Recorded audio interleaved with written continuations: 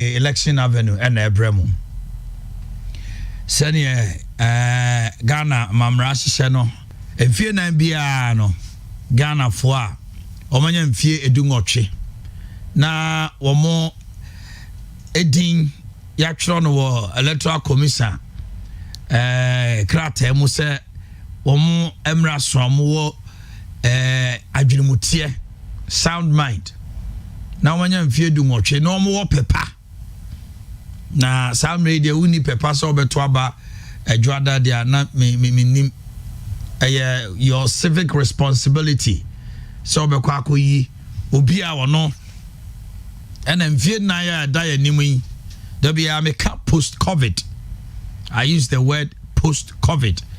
Na me busa say why ena officer ye dey on minus and sa covid-19 ye chi emfiri ho de enso so enim say nyame adom ye timi akoya nimu a obetima toto o man no empuntu nyuma eniema ide agu akwam enya seme koto abakeke sane no anwumre Dr. Owusu Ansah ne Dr. Sarpong lawyer hina mankwajan omoto mbo ase cheche mfasode a ewo abatom ena anwumre so yatenase na yatenase no na chese penifo kukudam. But my usual guests are here. Dr. Daniel Owusu Ansah no oyaje din just say affectionately amuya friend of Dr. Mother Ghana Dr. my motherland. Doctor to say no where you know was something else. Dr. Smart Sarpong, the most I can say the most sought out statistician and researcher in this election. The researcher yet to honomo be my be there. That's why the end to honor. Every TV station, radio station, person better our election or almost two. Doc, the point to say. Oh, my name is Joseph. Aye, sir. I had one be breaking where you need more person baby. What matter? I'm a promoter. Now, former MP, chairman of Bantama constituency, the chief executive officer of Environmental Protection Agency, EPA, and chairman of Information, Communication and Education Committee of the campaign team in Ashanti region, and here from the IC team. No, chairman Henry Kokofu. Chairman no Yademawa who you why a doctor or a lawyer or born a doctorate. You see them say the work college go TV no kran go so. Chairman Akwaba. Just a bro mine. I'm to say. I don't know pie but nobody has say. And yenyina Papa Penny. Right Reverend Stephen Bosomchia Yensu. Calvary Methodist Bishop. Asokwa. Basa Calvary Methodist Asokwa. Amokum. Akuya PC. We dey wa feli. Papa, Yamoajo. Jamura. I'm to say. I have a full house tonight. And you may Yabako Northern region. Send ye. You can the dynamics of the northern sector. Now, afei Yasaso Busa, you may say Timubio about to Revisu. I didn't tina Okotoaba. A dear tina was a Tuaba. Na dear cry Suntina Yetuaba. And your mammy is saying, I didn't and I will Kotuaba. A dear tina Tuaba. And I didn't see the one here as a wo or Tuaba. Nipani corner dear Chirana. Ana BBC when you so. Your text line here 0244 020, forgive me, 5170969 020 5170969. And WhatsApp no so the same number 02051700969.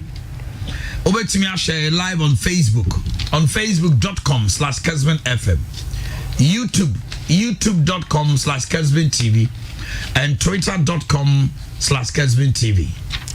A bobe non crompe moi, Yanyanti say fellow Ghanaians, Beba Bekasa, until Drew Honomoa. e be hwe ye mfa no nchemu se enyi wa fidi enu mfiri ho se bia okotie ni baabi ahaya ye memo ate ne ekoso Omanhene Yaw Mama de odi kan e wo YouTube a chese wo fire missiles from left right center and he beti Omanhene in dem say e be COVID updates na bi final one for elections and e futu a wo de be magana fo nyina yes ase na pese tie kakra free enu anwumre Dr. Owusu Ansah sema o de to ye nim nye be magana enya din ene se ebenya opanyimpa atena fie no abosa afoto na to ha man. That is why you should vote 13 times no. So what the 40 a what bebre agu akakakra bi eno kra na chese nyame ma 70 no ane no. Eti you have limited opportunity to choose someone obe supervise obe guard Ghana to where it must be. Yemfa ni agro. Unama bontena ote text message e bi kra ma send bia. One peck a crab, mammy, I mean to me, Kotwaba. Kai who say, our motherland, Ghana, mami. Nenam Yesubaya, and the Yamame co pension, what did 63 years. Still, that's so called ye papa that worry no the ex-husband ho. To the other one also ex-husband, maybe or the ya on the koi. Or the be or the ya on the koi. To win ya the also the beer or bar or the aba, and then the sika. Some mama me jamming. Or the aba, and then the sika. Who's an another buy or say Ghana beyond 8. Ghana beyond 8. Yan koya papa ne ho bio. Ye mano or my mano. Yan share mammy. Ye we who any massy as citizens of Ghana. Into me share your mind. Trying to me share money now, so they say, ye no opportunity. I will say ye obijina wa we de enye se bia mo shefi na papa bia ba se me de by force e be ware mo maame esi o man mu pen se wo pe o mpo o de force na e ware no anu e coup d'etat no this is an opportunity, freedom to choose a husband for our motherland. I cannot joke with that opportunity. Na minyoku no so enye se minyoku kwa me fe ni agro because ni papa no be ye no ebeka me anka me ebeka me ma na me wo fase ana obi oti baabi nchirima generations on board me po obi a obebo foto atu fia ma me daache me po obi a oni suade hu me po obi a me hu se wei ade a oye no se me ni hompa daache ye bebo me din aka asempa. America is not America because of the president today. No. America is America because of the forefathers, the founders. America is America because of omo atwamu kone ne omo yesi ho. Ye bob man bia dia. De ba otimu kane no. Ye wona e sha. Ye omo e sha ase. Se Brazil anko bobo anye World Cup bebre na omo ni bobo pia. Enka ye bob Brazil dia anka bobo ma otirim. Ye ne atwamu ko. It is time for us to leave something for those behind. Omo adachi ombeba so omo so bebo ye dimpa. And you have an opportunity to go and vote. It's a civic responsibility. Na sa minor shedie o minor shedie na me tire much na say enya shedie bia akwa keke. Sa wote wa say utumi hie nipa wo say me de me nto aba no. Oh me de na obi to aba na obi na obi me de man pe bia ma me a compared to mama obi and on to yo papa ne bebe fie no oba and I'll be who say, and count my only da ho, and I'll pay a kunupama o mamia, and counsel be and cow da, o mamma frow say, ye boomio, o bramio, and cow da, o mamma frow say, hey, mini canio me the soon. If you get a good husband, your mother will be fed well. O papano, or better, o mamma mana o mudi wachino, yam frow say between school fees, yam frow, o papa, say, o to me ya. Empo bibi wo nsem a just na open na odi kofi ye mfrew sebra na betua wo fa asibi school fees. But if you don't choose a good person for the motherland Ghana, that responsibility no de bia na wote ho na wo ho kire. All right, let's continue from here.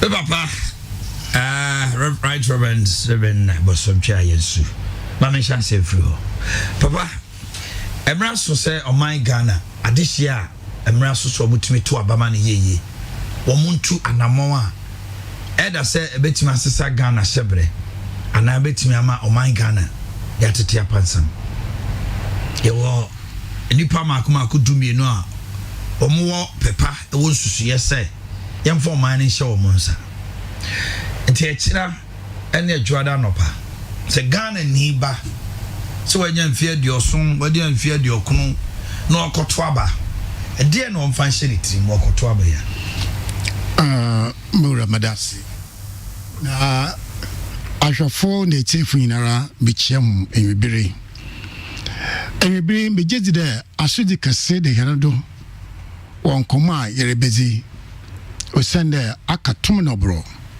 mazawode yehu na zawode yetene so yati na the American yakoneden ebina adze na yehu na ebina asam na yati badaminter yakoto aba se ebisia hu de ebina adze ntimpo na wowo ma bejeze nkofo pi wonyim se ntira wa wo hwan ana wona woda wo no so wonyim se ntira wo wiade ana baby a wo no po wonyim se ntira wo ho but inde yeredi nkomo na yebisia hu de ebina adze ntir na yaroto aba na makoto aba ebina adze na osimanyi do badaminter order mede to aba abusafo siesia koto aba ayaza no hie amani biara wo a se sabio yedi nkomo na ya hwe na nkyirase mpo wo bible man amani biara nyi ho a na redi no ho se ye bakase bi anade enwohwem obebi a yefo no sociology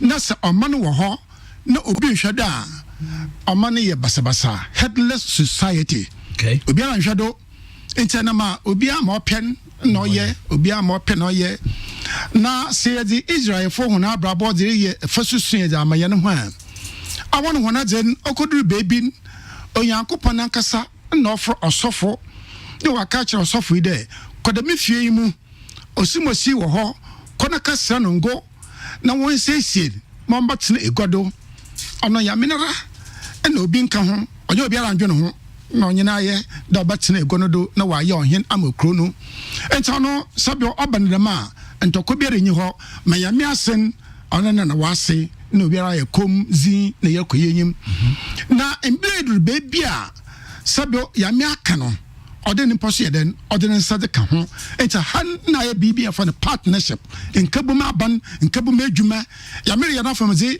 na wosa ye wafamzi na the American enyimpa ba yankokro do abien na ye hwe ho enyim na ya to abaye za amahon na hunu su ban teden point number 1 wana bra otsiden point number 2 enti na woni dwuma so obi wo ha sabio no ho ye fiel na so adwuna woni tiribun o mote obi wo ha sabio no ho ye fiel na so adwuna papa bi de ni tirimu obi ye kase na so adwuna de ntimi ye kakra bi obi ye kakraka na adwuna de ntimi onso biara obi so hwanhwanhwa na ni tiri so hwanhwanhwa na aduma o hyem no oyekase sise abane yakoto do yakoto edaya ben Ghana yana yakoto abo oda Ghana fo yeta se enyende ne yato aba abia sabio ta freche utu penyimfu bia oye sojefo ma wokre ema yana papa Rollins a yami atonsa fa na asomdwemi orokon obotu ho na azedo na sabio duru bebi a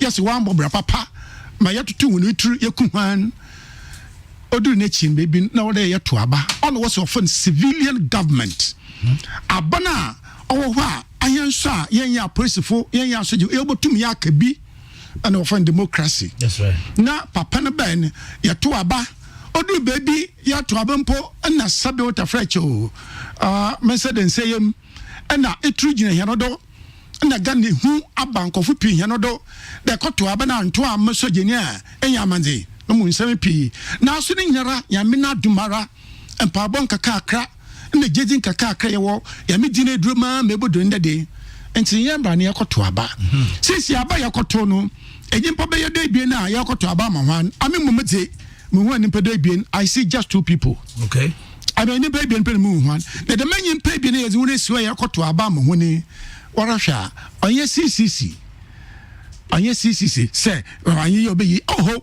ode hwe obiara nyin pesu ma oche nyin paba na ma oche sabe omuntu nkoto aba mfo mo bia yokohwinyi ande obi oya dadafo ande obi a sabe ohyebo a ondido awoda koto aba ehwe obi a okasa odini kase na echir same monsum yame a monsum yame de yame a monsum no no sabe ota freche o yame a monsum no okasa oye nti na mo som no na medina kir the man so na wiade so sa kwato aba o de hwibia sabe okasa na kasa odisipi eso ye no na oye kwafo na oye dzemo na ahwe ne yim ehu de dem yimpe same ye de maji anda mafrana obobuam ama madachi ewie peye enti abere yakwakoto yankoto just for the sake yakoto aba mo man Ghana wakoneyim abere ye fitu ni atoto na yitutu abenugu no yese ne yinachir wona wonyam ya ka cha yese yinachir na sane de ye koyenyim ja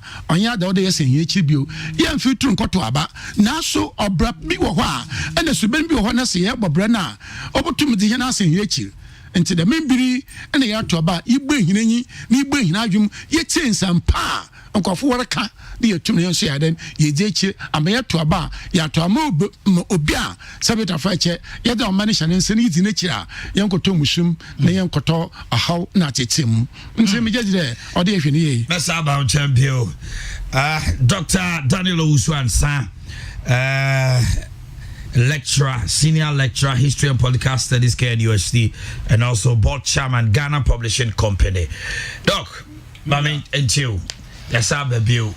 Yes, I see 2-3 weeks ago, which we are almost wrapping up on Election Avenue, and then the main thing takes off on Monday morning.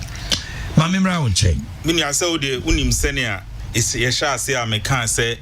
Me de dama koma so pa ne se nipa dodo na be kwa akoto abani bi enra na me ma wo analogy bi kra fa Bible mu de so for net ya Mary de no na ohwe Mary a time a okọ se okwa ama ya kan no a na che se ohwe mu pa na na fu na di bosome nkron no enye sa anka ya nkọ wo Yesu ho what it means ne se obi a onyim wa fa afuru no di bosome nkron na wasan nante se okwa ama ya kan no yen ti he yen fa afuru bia oti ase me patch say o hawa sa abre ne wo ho no Mary fa mu so wo koni krum na wakwa me akan no a yen ya yete ha sa abre yen ni sa wo hawo no e wo say yetumi ko na yen so ye civic responsibility e koto aba no ebre na duru ha wi e da nyame ase adum ni nti campaign ade ni nyina ne se ne na ba wi ana meboa na nyama midnight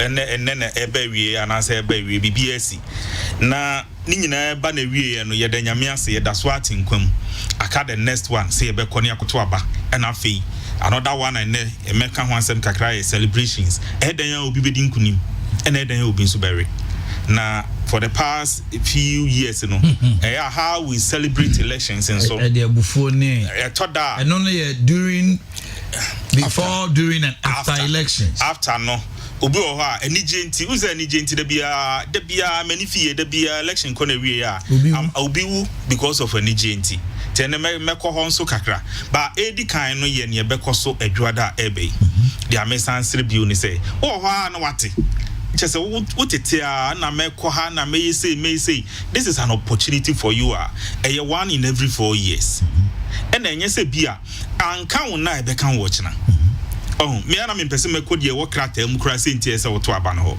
ni mum wa hwe wabra bom hu se ni nti aga na ye Ghana ni nti aye fra o Ghana ni no enwoma wo ya e kire se ye wo ye Ghana ni no abato ne ka ho bi na nya abato no akeke omo hwe wo so no omo nwoma a omo ye no ene be kire wo nso usubre Omanhene yete omanyimu efie bi wo mo ha ufiri ho no ma obi ahu na obo odin abose ya dane wani ni ye den ye hwew enam se efie fo no omaye omunwoma yie nti e da efie bi mu nso wo ha sebi aware kra wo ko ha yese ye nyewo ye be frɛ waka to aha ye nko ha aware e di ntia e ye ni pasuban ntia enu nti ye yimpanyifo be hwɛ Ghana fo so na ama Ghana enya suban bi a sebi se nam the community of the world yes we are seeing now a world a village global village now say nam sa akura se ho a obi hu yen a Ghana no ebe ye fie wa akura nim global village no Ghana no one of those houses in the village. Okay,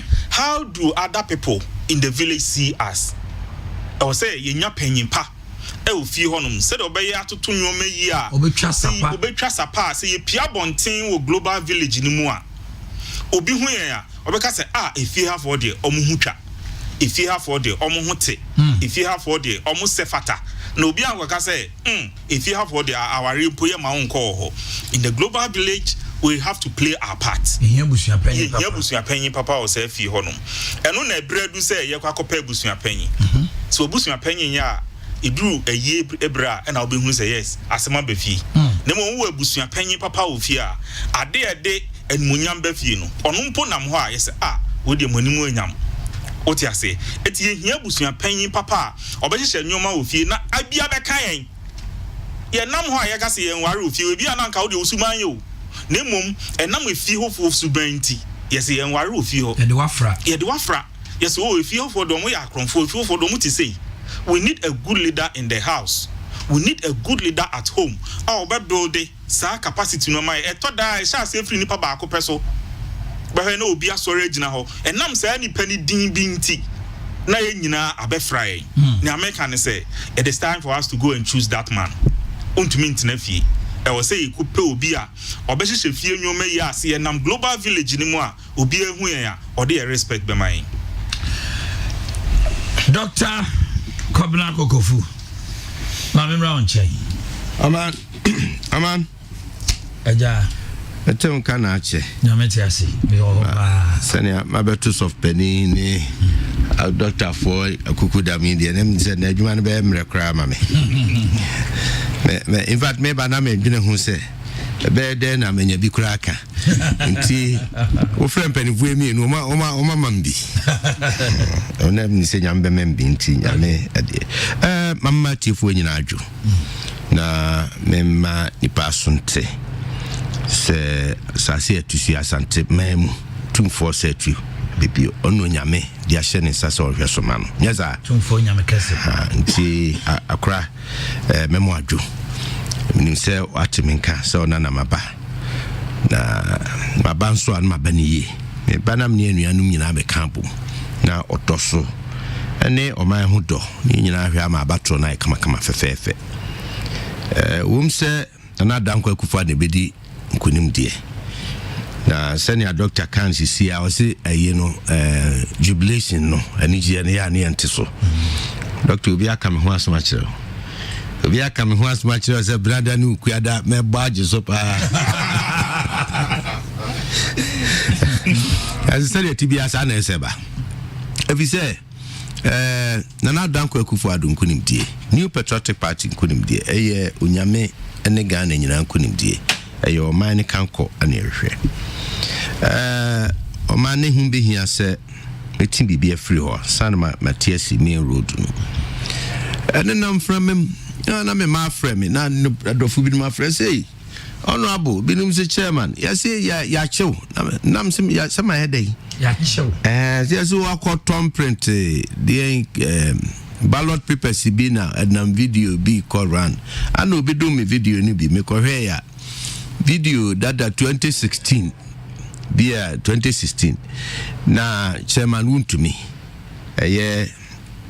Bernard Ntwibwesi Akwasante Regional New Patriotic Party ono nti ana yetimi abonto a bedru ba bia yadru na huhu ato na NDC force ene na dwuma den ne hihye paninti no saa 90% vote na osia santema ya de mana na danko Akufo-Addo no eyade ebem 47 constituencies na yade ebem enti last minute mozi be 12 o'clock na yawie campaign enti yantu bibi ntum eza chema untumi yakokire no na se otomprinte 2016 eye onunu mum ene ye numbi ye vigilance ana 2016 yekohunu hotel bia na nkrofo bi di sa adwuma no yes ebeye hu nya no kra na ma oni Commander 1 Nyansen Sabebre no it's going around this evening so me bra menya bi say chama untumi tom printing omo no chairman na me say udin chairman no na how mu pa chama untumi ne dia show so chairman no asa wadi achenti o chairman no bi ani wo bo chairman na chama Kokofu me who platform bi so na me church mu say we video we a check 2016 Tuesday. And I know about Chico. Most central program would be more videos by original commander, then Kofi watch it. Sir. Oh, now where I don't know what Kofi to. I just said, now, to confuse people. Does it now? A yes, sir. Umada said Subanedi. And Nuti DNT saw to a bump in 4 can was me. A bem to a bam will be a canocre. Obia dream papa win it to him. Obia or my own door, Dana Comaso. And you'll be able to trim a cancer Munubia. Shall I want to mean free none or pay? I will quadra or call rounds to quadra. One day a wow offer, Doctor, Honorable Doctor, Owusu free Minister for Agric, Mr. Planting for Food and Jobs. On no tissue more, Omukwa Pia, Jada Baby, woman Rufia cry. Men that don't make cocromati, Nam de Asha White to me. And only Sabaya ain't he, not I'd rather never go to Juma. No, my bunting. Ebe we be all day. And you who, my meno, a job more than any other crew when him send your commercial footy. Why not Genevieve? On himself or Cotuna Bama and not Danko Akufo-Addo. Now parliamentary candidate and so Atuna Bama Honorable Sule.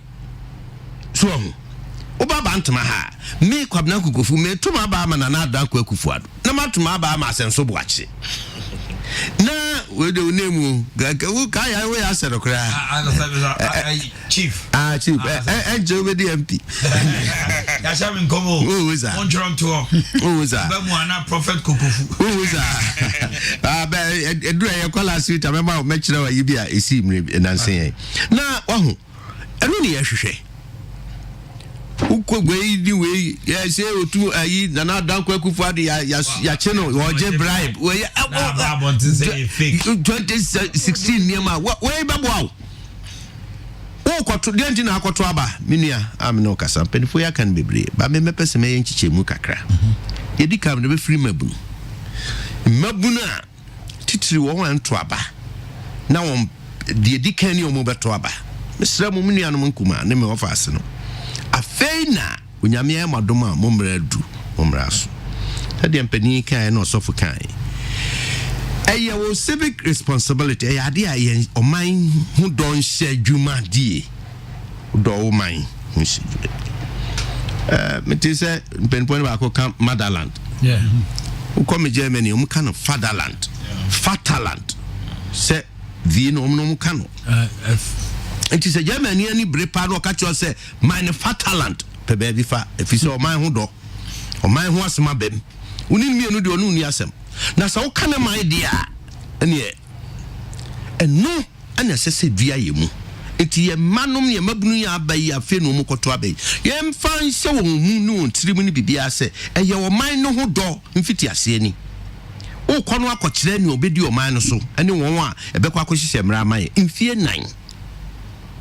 emre bi atwamu ko 2008 na me ye chairman na mani edene pa na 2008 de Akufo fra bam na sabre na Danko Akufo-Addo gina mu amayen na kumase ha ye se na ko gina ha ya kire me ana me table si ha na yatu ana me ntro aba ana me nyesei afa ko ba ya agi kinkirin obia nsaguniti wo kumase abonten so ha ene Ghana obia se nyono ne koto aba no na hwan ne koto ye mo hwe na nye bio won na nka won benya kwan akoto aba first time nipa bi dada won nipa bi twa kontompo nipa bi kire won se ehun hia sa aba no kra abakọ akoto ukoto obi papa na akoma na adwuma ukoto e kra de na abenya fim nanso onuakuma me ofa se otima na dwi eye winsira onyame de adom no se wo ye Ghana ba no enu bi ne ka ho nya akoma pa na de di kan pi abonten na kokoto aba na wo koto aba de mpanifu abu se de enti na wo koto aba se o mampani a wo ho a obetimi ahwe se o man no bewie na yeti aye sofo na adwuma na emra ma mi sofo se ni padodo na ye gina mampani fori nyina ono anaro nu abre amayemienu tu na no so achinya bia anim na nia eni ka wo mu ne se sa mienu no When you land the Omanhene pen. You always were the Omanhene one time. Anna Bakuno Koyana or Tita get yachi. Or no news were the Omanhene, Eddie Omanhene abedi actually, Eddie Minister, Eddie Deputy Minister, Eddie Assemblyman, Eddie MP. Into another crowd in papa. Omanhene no more than one term. This is so 6 months. No. Or extra time. No. Omanhene. Dada no. Why they? 6 months extra time. Yeah. And no D 4 years. Into another 4 years. One of the our main se capacity. Yanka say onipa say a year. Second years before bad the news are there. And then to say be home. This is something for Ansah. Now the oil is Ansah. Now we say second and you saw the Omanhene and we are said Onyankopon no dia mano yamano e dia pa bio naka we no su kra obe prise nyame emfasa ama e no kra one time na chese ko okono no nti dia nti ana wo koto aba hwe se Omanhene na ono wo kono wo pe kwan aba ene Omanhene wo ho sesei ono no ye nyuma na de ani kan se de o se me ye mfumso me wa ban mu no enti monsa ma me kwan na me mra ma sisa me mfumso no nya Ghana ne be kan we ya kire ya ame asoso a wo wa ban mu ye mfumso enti wakọ ye ma ma sisa wo mfumso na mfumso no de enti kra na ma hu se wa ye mfumso na de nyina so na aba onye sa mfumso ni bio because the all say no wabu ma na ma wo sua nyansa afrim wo sua ma mu afrim. Yes, into what mistakes. Now, the Yama or no mum, watch Mamu papa now will be a son so I won't know. Yama no cotton chain. Now, bra. You be so like a shawma.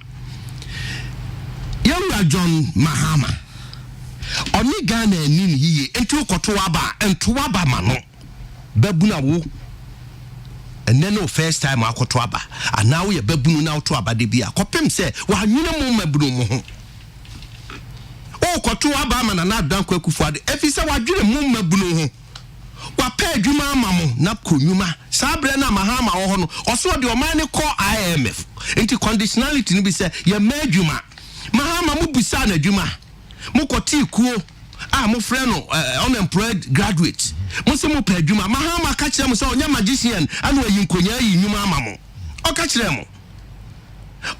mo say obi bia wo pe adwuma no kona kododo grass or the suma ne ministers ne ba ko. Ko se sabo na kododo grass na fabra. Rashid Pelpo. Sa. Ona suma nso meka. No be ka kire mo mabu. O ka kire mo say Omanhene yawi sika yawi na mi nyina ka dompe.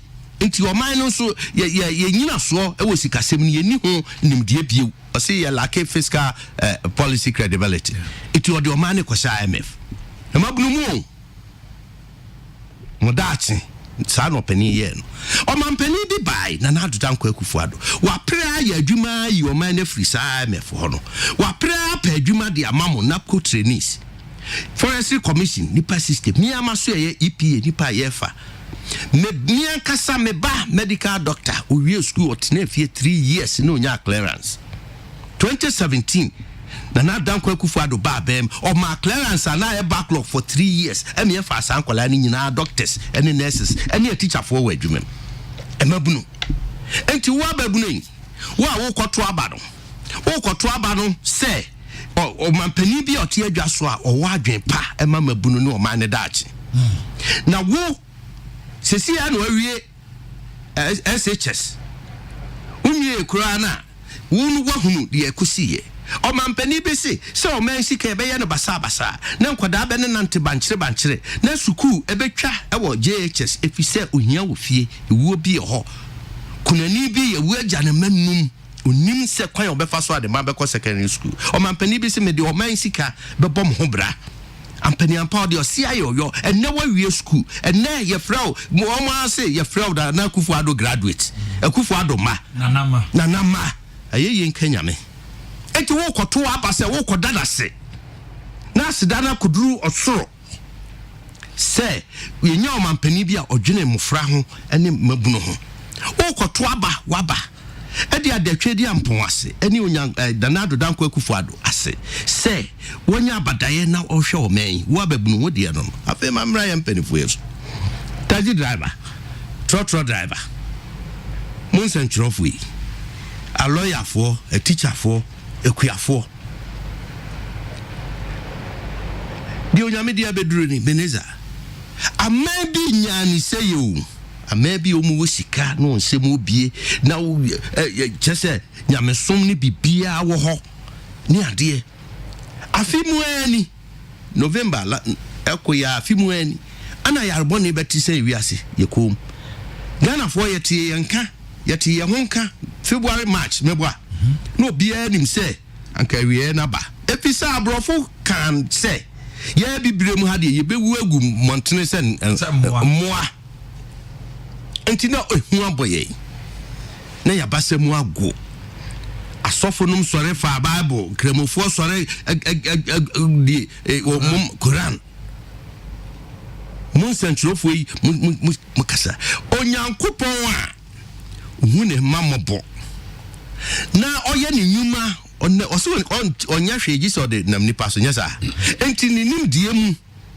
no de akokoduro bewura na nado danko Akufo-Addo president of the land enti amama mpanifo bebre ya wosika ne bibia ho popo na won hunu de oye no na nado danko Akufo-Addo president of Ghana no nyame ahye ne den onyame ama na dwene akokoduro wa mana pamfo a enu ne badwene afa ho kwan a obefa so a sa COVID-19 yare boni ye de befa so akra ewom se o ma ya hwera de hye ewom se yare no ho nanso mfato hunti na ama president anya ya to almighty America France me Germany ye ka say omu da ho was lockdown yeah UK free mo 3 days ago UK France China Spain curfews omu wo sika papa omu a hospital akese omu wo mpa tofo hospital pa nanso onyame say me doba na nado danko Akufo-Addo me de be fa kwan we so na me de ahye na nim nyam wiase na nipa nyina be hu me keseye me nyame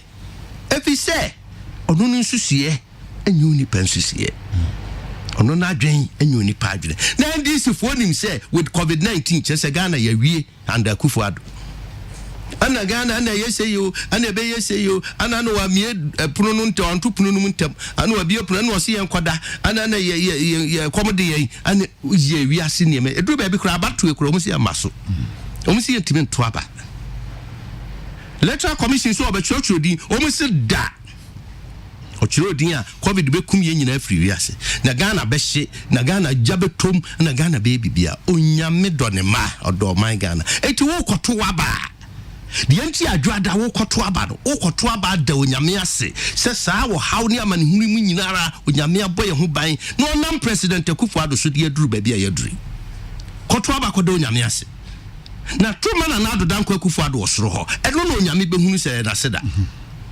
tuma parliamentary candidate o NPP a wo da soro ho osoro enu no nyame be hu se na seda enu no nyame be hu se ampa oman Ghana kakra me yema amani aso na nam so be mu nyame aye niam akese de amomen se de Akufo-Addo na eda nani so denti ne yekoto aba se ye doye man yekoto aba se ye man yi dachi na oman ye de ye ti hei na nanu aba bi ko mire bi atwam ya santo anom na nanum jabre bi kura na nya radio ne hwan ikura pia ne agyan yesa ye kundi agi o mensi ho dru baby bi ne revolution time asema na menu eken boma ye yese ye di nipa tar da ho ye botuo ye kum nipa all in the name say onipa susu se ne yonko nye no de ono nkwa na ye nti de ye emre bi beba ye beja ho akọ ye ja ho akọ ye de menchiri ma ne man say ya boa nchiri ma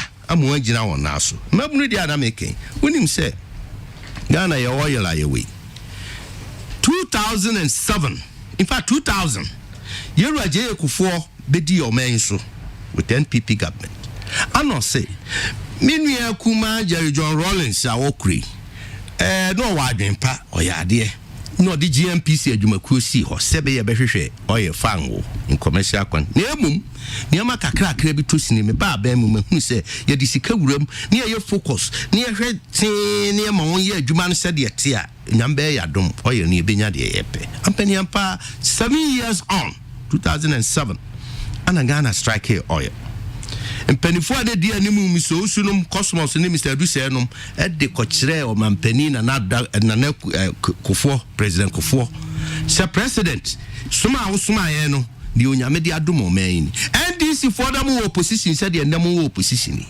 mo se anya no kreda mamu nyesa Ghana yentimi nya fa anwo in commercial na ya adwonwo ama benyo ado ama o se de chibo fruit o takrade so afeko wiase na ya ampa 2010 last quarter ana o man sha asiesi nya oye husika o man woni ma husem bia o Ghana mabunu anya oye yu fa o man pani aba me ntene kakra hia pa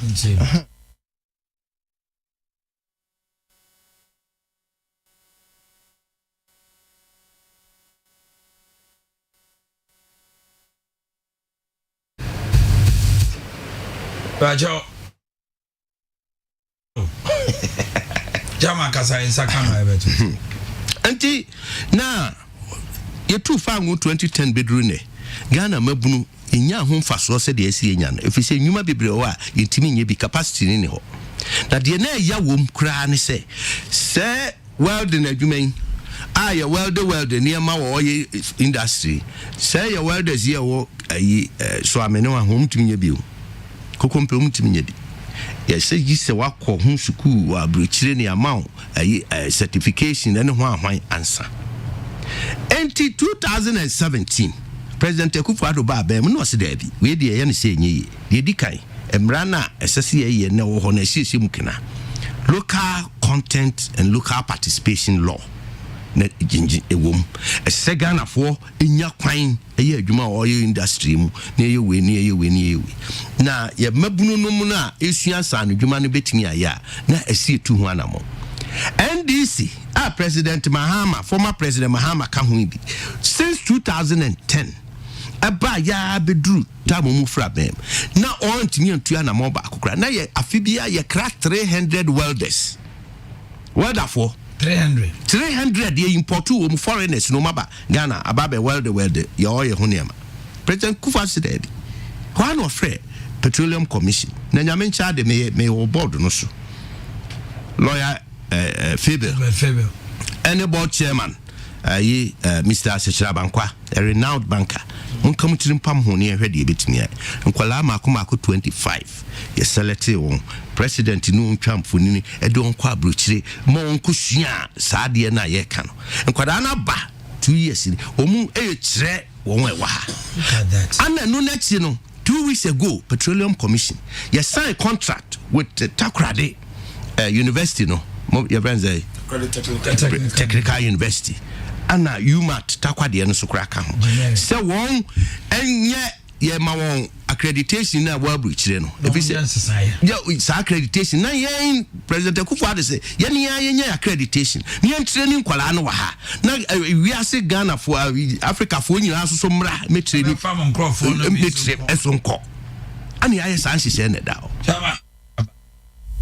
Economy is not safe in their hands. For 5 years, they kept us under doomsday. We have ended doomsday and put an end to the frustrations and havoc caused by doomsday in our daily lives. Hairdressers, tailors, dressmakers, vulcanizers, and other small businesses are now able to get on with their lives in the certain knowledge that there's reliable supply of energy. Access to reliable, affordable power is the cornerstone of any modern economy. We ended doomsday, cleared all inherited government debts to ECG, reduced electricity tariffs, and improved reliability. With 4 more years, we will expand electricity coverage to the entire population and bring power to all Ghanaians. While finance and power are vital, our road network is the true backbone of our economy. We declared 2020 the year of roads and are implementing a comprehensive strategy to improve the country's road network. From rural villages to small towns to district capitals, we're working to connect the entire country with roads that are well built and maintained. With 4 more years, we will complete connecting our people, our businesses, our farmers, and our markets. This past year brought unprecedented challenges. The global COVID-19 pandemic has shaken economies and public health systems the world over. Even some of the wealthiest and most developed countries have experienced devastating consequences. Over here in Ghana, we took swift action. Our first priority in fighting the pandemic has been and will continue to be the health and safety of our citizens. We pioneered life-saving innovations that the WHO has since sought to replicate.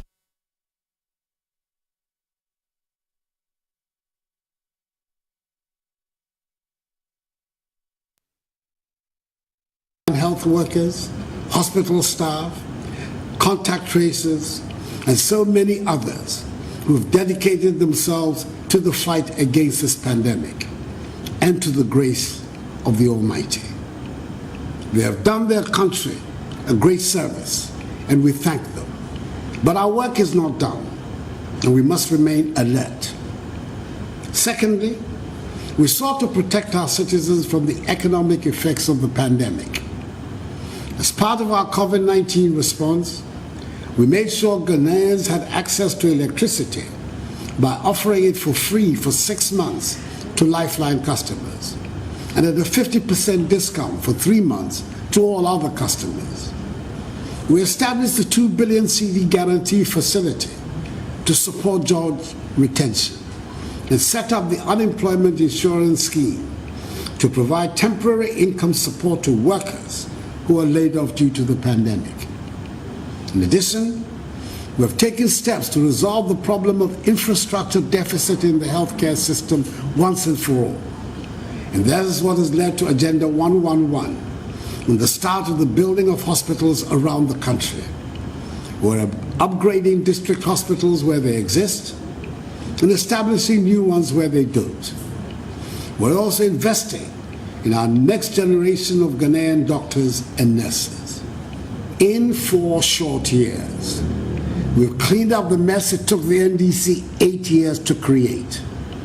We've exited the IMF bailout program and established a strong foundation on which to build. We're now poised for growth, for prosperity, and for progress. Ghana's stature in the world has been restored. The innovative concept of the year of return brought global attention, and the enthusiastic embrace of the African diaspora in the Americas and the Caribbean to Ghana. The NPP government has rebuilt investor confidence and restored our international reputation. As a result, Ghana is now Africa's center of business. In recognition of our sound economic performance and good governance, we have been chosen to host the Secretariat of the African Continental Free Trade Agreement. All our actions on the economy are designed to create jobs by ensuring access to reliable, affordable power, financing, sound infrastructure, modern healthcare facilities, and making Ghana Africa's center of business. We are creating an enabling environment for investment, growth, and job creation. We're transforming into a world-class economic hub which will benefit every single Ghanaian.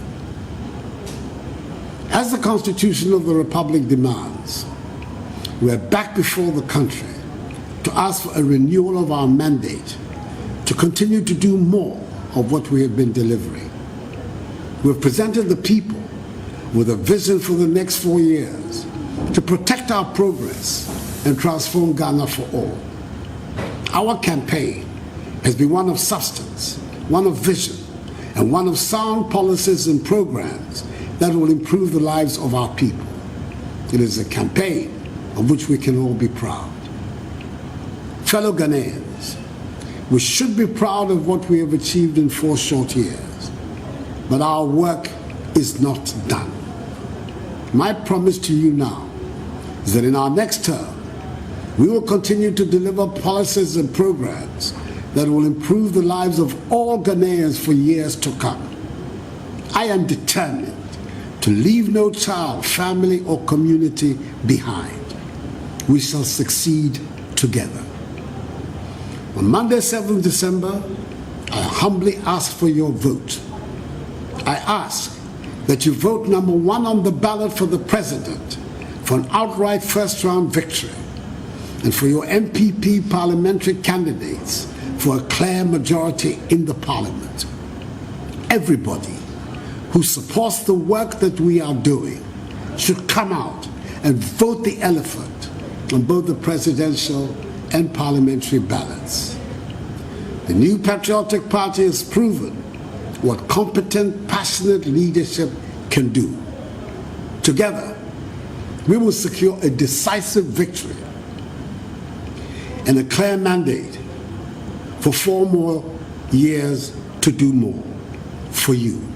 The battle is still the Lord's. May God bless us and our homeland Ghana and make her great and strong. I thank you for your attention. Yeah. With me rap up. I do my run and I didn't know. Now, Kakrebi am de esoso and say, Mamma me muabumfia. Dinti aye to abano, as I say a cotoaba, said the empenake. Now, they consolidate President Swaka. The Yan Sisia NDC as a political party now, Omupesu share the late Vice President Onyan Baby Quen Munyam. Euramisa at Onyame Fanny Crancy. Into Omuya Omnia Busiaka Bumia, dear friend of First Memorial Lecture. Now, Omutun Safre Unim Difubi or Bimfo, a free Nigeria, a friend of Professor Charles, teacher, lectures when I'm meeting a Professor Charles Bibi. Now, Oye, seasoned economist. In fact, Oye, now Oye, Governor of Bank of Nigeria, Central Bank. Now, former President Mahama Danfo Pan, no friend, but no man topic. So, untreaty. Legon, and now Munshia. Now, former President Mahama Nen Penny 40 front row say, the party in Pedifona, Yania Kano, Omusu Wechri. No man topic say, the state of the Ghanaian economy. The papa nekas obi na no Ghana economy ni pa. Ghana wunyina so papa under President Akufo-Addo aban. Na oma ho ohwe intia okika ni nyina with figures backed by figures and facts. Aba am penjo ma otie bi. He said the General Secretary to Obi, the chairman, Obi Biatu. Now, Professor Nekasewi and we no say, Mamun take it for granted. Near Muwe Ghana, near Munye. I say, Mamun Muabumfia Ghana, dear Munye, dear Mukutemi. Don't take it for a joke. Don't take it for a joke. And indeed, all well meaning and this in penny 4. Omo or may who do compare you, Oman from one sim, Omacho. Professor Kosibo Dr. Kwabnado for way. Way. Dr. Woody Ayaway. To be quite way. Obed, say, I Ghana for better about my Akufo-Addo. You see, answer. Obed Bay, Dr. Obed Samoa. Ghana for better about my Akufo-Addo, if you say, the new man in Yama Wayan. Now was your man penny your mama so na more ma on yina bani bikra enti wa meaning memrafi me wa Ashanti region for the first time in the history of our fourth republic NDC 4-year campaign unte ya mo aponkon ka hu no short already so wey say no any campaign John Akon hu no unte nka ya mean Alhaji Sani Owusu Samuel Sarpong. Why? Oh, Abema bu. if he say omuni pese say NDC nkugu mu no mo yi omuni say asante memu ha NDC a wo magina NDC achia from yewura PV obin onyame fa ne kransie penso twitwe pokunum abeduru ne asante man ni bia ni gina bria papa wo NDC mu na omuni buo mpo wo enu ti omo apom ba bia tra omo twen say nkugu ne beba ne nkugu ne ba na afi omo pekandifo papa na asante man so omo do mu ho bagim bia omo do mu ho agim enura mi wie no abrante kwa sami jamfi osi yanso ne hen osi na na adodan kwa Akufo-Addo ne tipe bi no ni papa bi anane na nabi ne na adodan kwa Akufo-Addo as president akere ni baji hu yie obi nkan kire no se de wa ye no eye na akokwa uso be sampe obesun penisu a utua yi aseka ene NDC for cancer omun kugu omu bedie no eguni tiri so omo se ono na asay omo ka informa omu nyina obi ase ono na asay on campaign enti brada ya babobon resource na NDC agun kugu na hwa be ma mfi awo ene unyina so okom ne hina ye de sa hawi be so awo wa beti me hina de beje na NDC for cancer so omo ho ye me won afri se abrante ni gia simpie so no otoma ne empeni etitire asofo no no mo gina etitire asojafo no ne press empeni omo hu no so communicator da na NDC MPP communicators question no go any right type on social media sami jamfi floors way sami jamfi down see sami jamfi blast Akufo-Addo sami jamfi am I you ano samo NDC for my son and fin no mama ne kwam na be dru pempe so yeah why do you turn around so no na baby Omanhene and well meaning NDC for yes sir. Okay. So Obekaya maybe omukofa akakre Samuel Abai. So a communication director. The idea is say nka omu de ne be replace no. And our branch no so say or elected. Be your mama so pen. Well to enti kire me yonko na mkire usuban. Na de obia mane wo fa ase meye. Obia mane ba e ma abonten meye e mekeka no. No ne de asomawo se wo kona koka na wakoka na waye ene yeso no agu party no ene yeso campaign no ase no nkugu eba adwada no ene brada no yese ye wo utiri so nebo na se yutufu no wanti a okwanti ado onyame nka munyina am ho onyame me da ne Sarpong na yentio yo me so meda ase na machia mpanifo am no mo studio na ene bra on your BFM obey na manyo semoko obey na manyo semoko tidok carry us from here mami tio Dr. Lenja de buku o ma medo ase ye ko yedi na ene me ko Amenfi East eko share ebusuafo no ene the way omuso mu finish up mu campaign NDC 4 year mu major 1 MPP fonso yo major 1 do be ka no mu nyina sabom ni ade fefefe we na openi baako senior kujo say otia mechia no echia Amenfi East fo nyina na oni minua damte ena no mu ka St Mary's enkra mienu bi ho asem minua damte babaako ena akra baako ano wa kontombra nyame adom ko JSSM so fi JSS asena ne maame wui e maame free enti no Ansah no be wie JSS no almost mu tro mo exam so wie ni mu a papa enso nyame anfafie papa ne so free afei we school the results aba wanya 7 bahwi ni fie e no te se free SHS tie se akra na kofu kube ekotiti kube kotonye sane ma e no de fa ka free akontomra ko St Mary school mo bebi onyaye nti akra ya ba nkita hwe je se hwe cement papers bi na wabobo agu yese ya bebi o won cry se o sheda ni bebi dante ya o de to hosa no adaso nti emphasize ne mpa no kita no gasem papers ya wabobo kama waba onihwe nti omakodu hon kra nyina ba hu say ya na open on the same day first ade on kra nyina ba nti ono no per chance e na akra no gina ne nchen omo asala ya obi a check na inodi ne ba na chi edu ono e na ese obi ane na wofo on sign na minia damte ne sign ma ne ba no next person odi na chi o papa wa ma me won ya say akra no hwe na nima na Owusu e na oye fast e no sign ma na say nkra no me nyina ye ne ma eno wie no de ne konche na akra ne ma ne sa story we nyina free SHS na ye ka ho asem no me akasa no me fa me kan choma me kan we fide so my fall out of school for 4 years. My fall out of school for 4 years. What do you mean?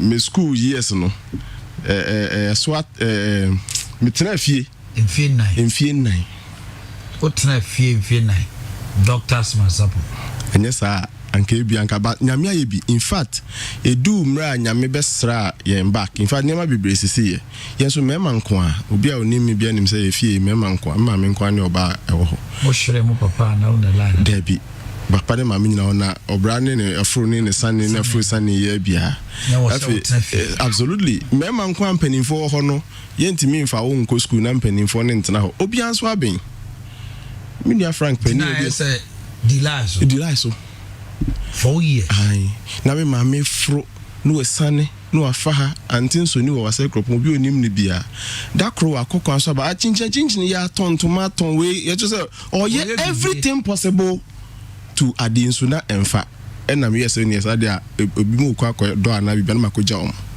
bibi ni ana makoja om se na bia akra yenso yes na no makoja obi efom a me ba me pa bro be pa me buma bro be a me ba me ma me free kwan so ya bia ko chinchin bia ba na ni bom so me mani age hu me ma me kita ma bro be no na ma me atu esum chese o hwe de we ye fi ase pa na e frame master teacher na e frame nkora brem ton na e frame master teacher Mr Mark no Mr Ampofu no Madam Betty no sisi o manyinyi ni ade o manyi mi sha Mr Ampofu wanyi I mean but omumu ni minime and the names are mentioning na master teacher akafi me ma me aye ni obetimi aye and so na akoba me say me feel say me hu me ma me ni ade just was no provocation she see obi enwi ma me tuesum pa say enti be bia kwakọ wie nyina ni say me ba be ko adopa ni ade ni mabu abrobe na ba ni ade kakra say because say nyame san be mu bio oh yes me was some 2 stories be in my life me ka bia na me want say me no be in my life seriously me ka we baako bi ho later me ka chiro and wire research the whole nation top television stations are demanding say go metna election crap so na onkasa keke ma na emma omo hype oye a senior lecturer doctor wako yeah akubu abroba me ma me hu me no eto so nti no emra free education onim ai Omanhene ebi mu wo bi ye kase Ghana for ebi mu ashada so pa e wo sika pa ye kase mu mfa 100 million kramra as school fees ombenya bi I tell you say ye mu dodo ni bi seriously uja ebeka nipa be 15-20 bi o school bebre na hu mu school emra ye school fees emu be 50% kase next term January Kolani B school ye school fees yes na hwa de bebre sa 3,000 4,000 and 500 Debbie just 1,000 cedis papa not 4,000 Debbie o me say nipa 4,000 3,000 e go school on ebeka 500 oh adoption adan ye sisi egu ho no akola bia beda dan ba kom na dan university adoption na edru baby na mass teacher ni e bi school na wo ma na nkura yi e bi be fie na e bi na SHS for no no before in fact before SHS make a few 2 years na SHS ankasa so make a few 2 years okay masabre enye izo na people have just passing promotion year so and Akufo-Addo ye ko exams they don't know why smart is at home they just don't know na nkra ne be face ana me akata so me ra ho bi in fact that me re be ho pa ya da me na fufu bi no mu a me feel said they are my mates we are going to grow together no mako no maba na me tifie e was so be so e share asma wo kan nei no catch them who say it's not too late. Yeah. Yes. Because sir, omo mudi kanja o mu say na doctors.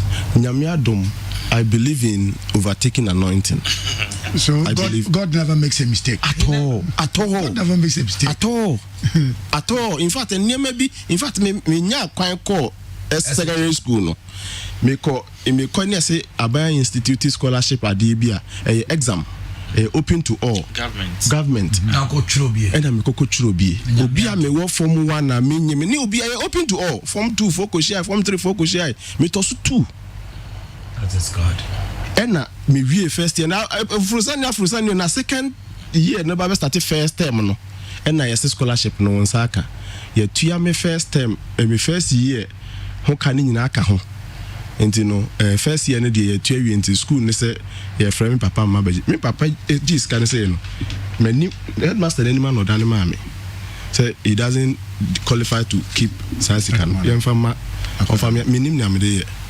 because we all know where we have suffered from. Me papa, in fact my best friend is my father. In fact I advise people to have their mothers as their best friend, but me am tell me best friend me papa because the or no in crunch no dey be in fact and so papa no kwa rechechire a odebe money I don't know tells you nanka be ma dey nka me na traffic quietly say 4 years na me to na but the kind of assurance we ma ebe say sika ne ba ye me say headmaster na nim ho no dan sika ne ma me say on san fa ma ya me pe bia me fa ye ene ye ne a nyame adom adu ba bia Ghana yetimi hu se ye nya fa nwe nya den ye fa mo ankura school fees ni ye fa me say ye nya hwe ye mfiri mu kura no ye koso afa say sika ni ntua school fees no that alone me hu bi pen e bia obi ka fie 4 years 1 year kura nko da ne ko ya kura bone 2 year 1 year 1 term kura obi anko school en say me be firi mu ba ye cho no be 4 years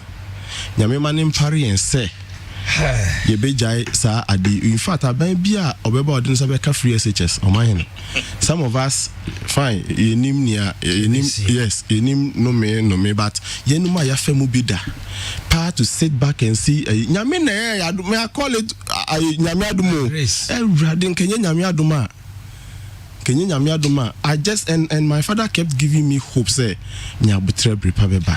I imagine when you go there and you see your colleagues if you cry we SHS man call many view nebu cry life a beating now cry who fresh by now o she baby nyame do akodu and e be o TV so hey smart me no say DJ fan smart me mate no na ono so ahokyere binti no so ankobie na bi kra na ono kra na e pray sir you will be what mates be on man na you know on a pray class we di first now we di so me ka me dey kyerɛ so me ka me dey kyerɛ na no ahia and those of us are ye free in krase kakra nsa na ye back room no ye appreciate ye passionate o kan sam no a passion na o dey kan Obo on tell people don't understand education. And yenso aye war education, ye war education mono. I have may be a teaching assistant to KNUST. There was one student in the class. Na ye department secretary no and na ehwe nkakra. He was a finest student. As I speak to you now, or a PhD holder and a lecturer. Look at that. And that's a Professor Andambaya or this brilliant but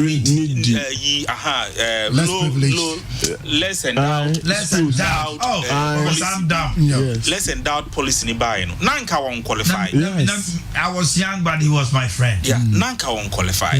But less endowed no the buy no him or buy school from. I was teaching, I'm a teaching assistant. Na obisa question about the class when you almost reno. Omo tenasi who say we are no. When you are different, your contemporaries among to us. And dinner, ni padodo na sabre ya kan omasem no. Ebra na omote ase no.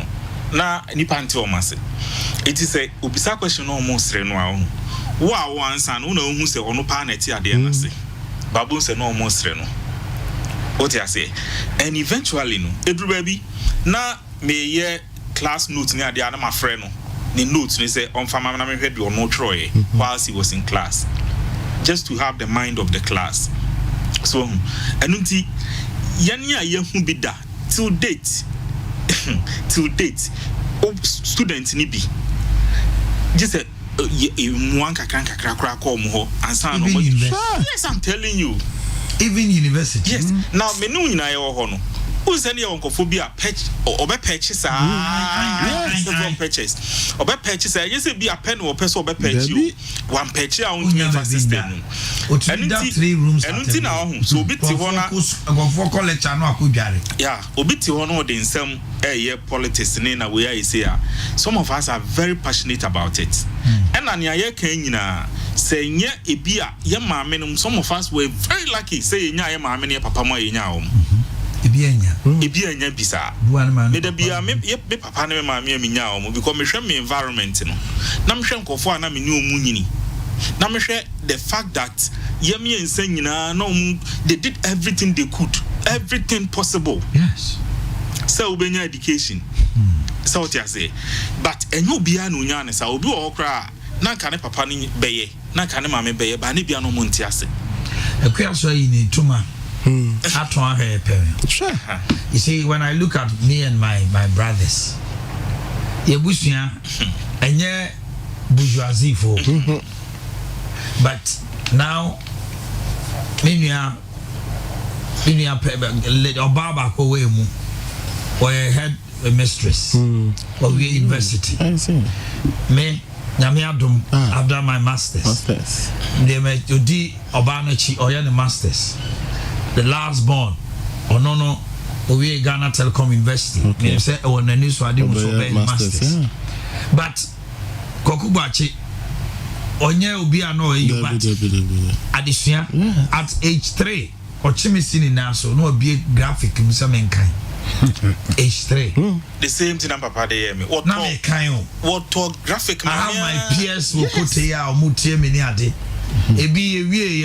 Be free cote on the mobile APS. Me who mobile. The share but opinion Zamoke Nara. You see, people joke with education. So when I hear some people, Casa free SHS, as a more to home pay. Now, a more HHia. I get mad.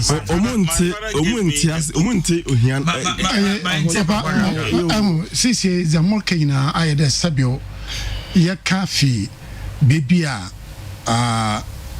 hinterland kakra na anchor say ya kompana ayaro wholesome. It's true, another place. Kompano ho yena ya fisherman no yerim puna nchawo de sabio ya hwehwe abana odwunyimpa ho fisherman I was say obi kwa habemu na wanyi kra obenya obi ne banchi na ne brother de fi habemu da befie na yana ye janom ya fisherman sometimes they go and they come with empty hands.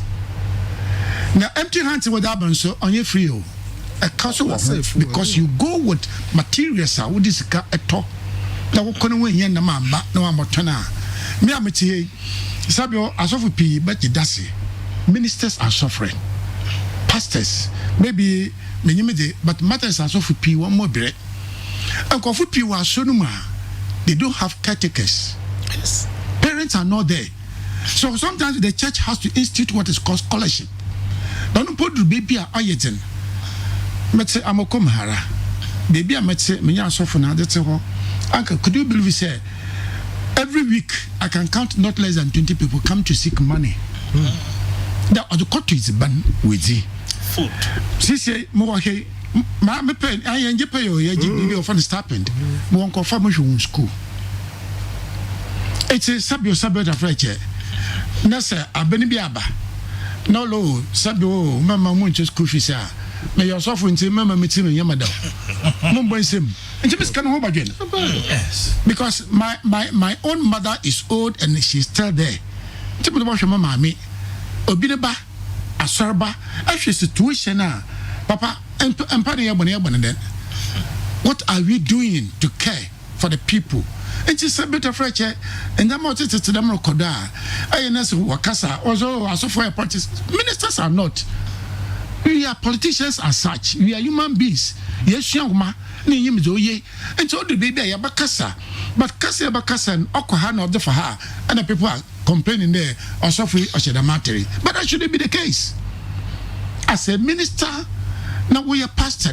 When you go to the pulpit and when you look at the people, you can even see from their faces the Obichapo na waban, Ohienti na wabachapo. Up na so odo hu aso baby na wajisika do kokititi. I tell you honestly. I tell you, Papa.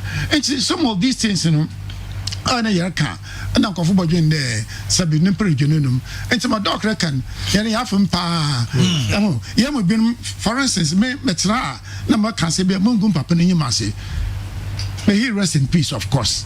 Mungum papa na nyima se now so as a fisherman no onyima da wo for schooling because mama me and then pay 6 mama me not to pan wa the might be not to pan put one share chalwati then the film no the pan nichima no the hena bisi the library na nti ye nyama bia na se ye tase na so yare ka nimpa ntase there why don't so fi wake gina ha na ka the masemi na ye dem of background baby if ye na ma ye bu pray ha on the bia ye the original ye another Christian side the opiate of the people sabi of fetch in ye that was so bomb payara na dina ye no one woman that me ya suffer or more ordinary human being, but I have to struggle through other things to become what I am today. Okay.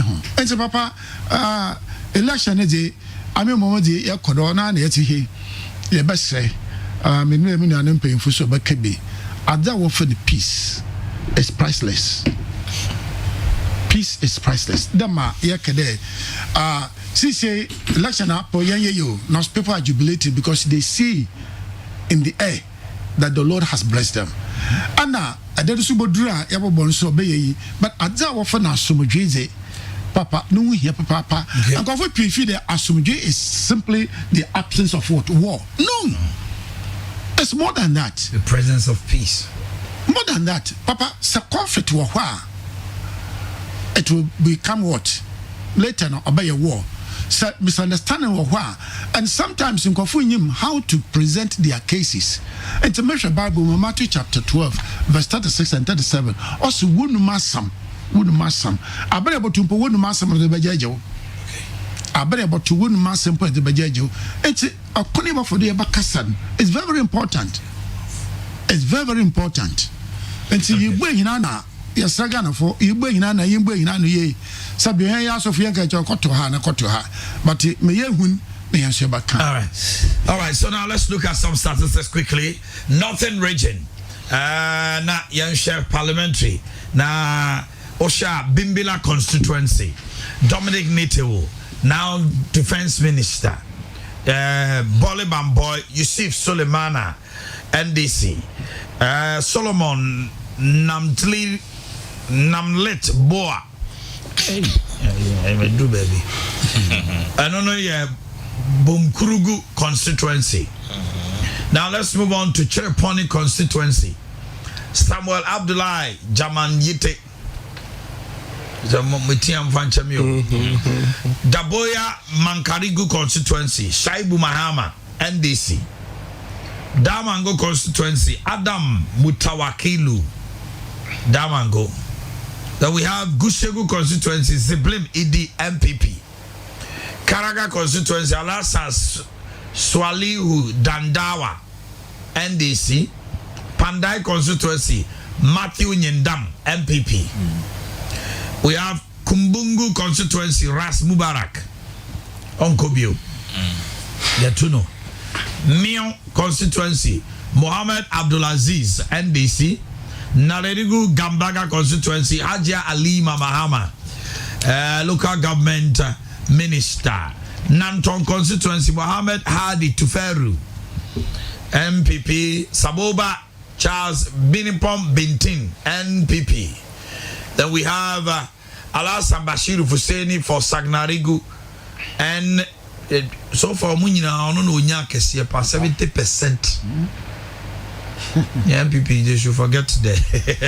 Salaga North, Alasa Mumuni.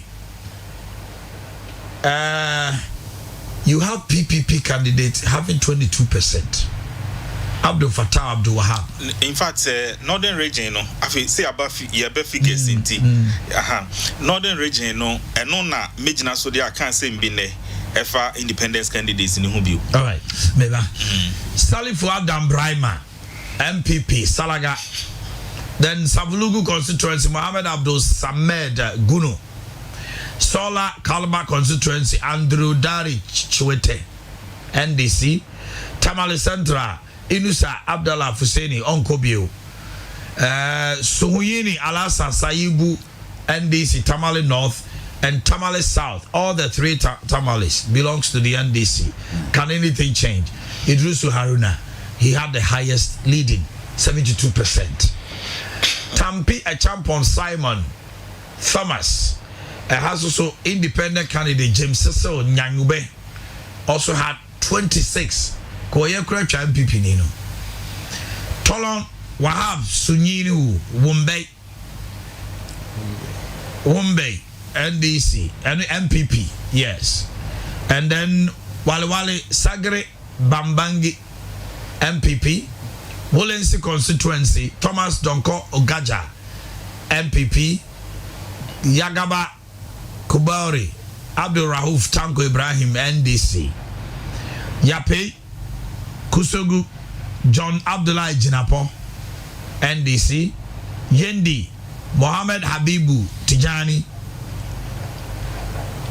Okay, then we have Yunyo Nabu Joseph Bipoba, Alasa Umar Zabzugu, Bimbela Back. Doctor, I'm with you. Okay. Omanhene, me introduction no say Northern region a clear picture. At the end of the day, no, in the last elections, President Mahama no the home region. Yes, sir. And the home region, no, percentage no. He won the region, but now MPP make key inroads into the region. Adebakwe boy Emma Esaba so a PP candidates and nothing. So in terms of parliamentary, presidential Nanado really did very well in the northern region. So we say a home region for the Doctor, can you check the percentage for me? Yeah, the percentage, you know.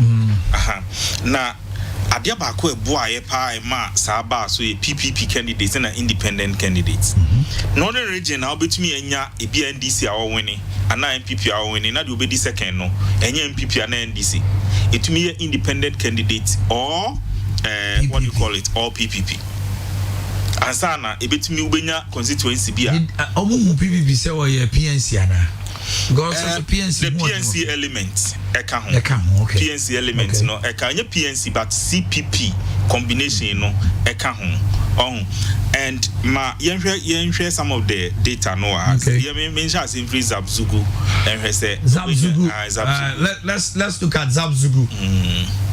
Zabzugu the figures there. Okay, if you look at Zabzugu, I think they have NDC MP or Zabzugu say, but Zabzugu honomunwa Nanado won in terms of the presidential way, no, and sometimes you know, so you have we don't have Zabzugu on. How? I think Zabzugu is not there, but Omanhene generally on we have a lot of. If you look at difference near say 157. Yeah. Na MPP seat na NDC budget for the RD and the presidential the MPP na course so NDC won. Yes. No, NDC and another Zabzugu, one. No, yes. I'm talking about parliamentary. Zabzugu NDC won, took it from MPP. But they kept faith with the MPP in terms of the presidential. Now, and what happened? Percentage, you know. Let me go to MPP candidate ninya 49.71%. And NDC candidate ninya 50.29%. It's one of the constituencies to check. Difference for this elections. What was there an independent candidate? That I will have to no share percentage you know munya no independent candidate or whoever will not matter that 49 50 but it means it's a candidate you know it has to do with candidates. Okay. One of the constituencies Alasa Umar and Jabbar John Ben. Yeah, it can easily change. Before then Jabbar and parliamentary candidate and MPP changed a parliamentary candidate. I am MPP. I'll check for you. Zabzugu, eh? Yes, for 2016. For 2016. Yes. Zabzugu used to be Zabzugu Tatale. I know Muche. I know Muche Muntino. John Benam and an MPP candidate. And NDC Al Hassan Umar. Let me take you over. Wakasa and Intiere Tatale. So, who said the same thing that happened with Tatale. Similar thing. Tatale so MPP seat. MPP seat. And NDC Ababeji. Now, and also difference, yes. Now, difference 2,300. But 20% or the J, 38.81%. In a constituency, one far when you're 50 over 50%. Look at the J. 40. Yeah, and if you look at NDC candidate, you know, when you 9,000 MPP candidate. That means that was an independent candidate. Yes, totally independent candidate, you know, and 26.82%. Only 6,000 plus votes. Which means he was strong. 6,000 plus votes. Is he still contesting? But if you look at the numbers in the presidential, it looks like the candidates might be coming from the NDC's camp. But it will President Mahama vote no unya so Tataleni Zabzuguna nanka ye a bomuno a place to watch in this election. Ufriwa Savlugu is an MPP seat, but may seat no the candidate no winning and 50% plus. What it means is that oka omo elusu ye die nyina boma enka walusu. Such seat no say wo hwe ni ye because oka omo candidates no are you are not a winner. You don't control the constituency. And Sablugo is now I think the MPP seat, but also winning with 34.21%. Independent candidate 32.39%. Was he an NDC? No, only the second. And NDC ni momusunya 32.31%. So NDC ni NDC for me no ko chair about and MPP ni fa. So in Mahama won the presidential. So independent candidate was NDC. So this time around no MVP ni o Sabulugu no.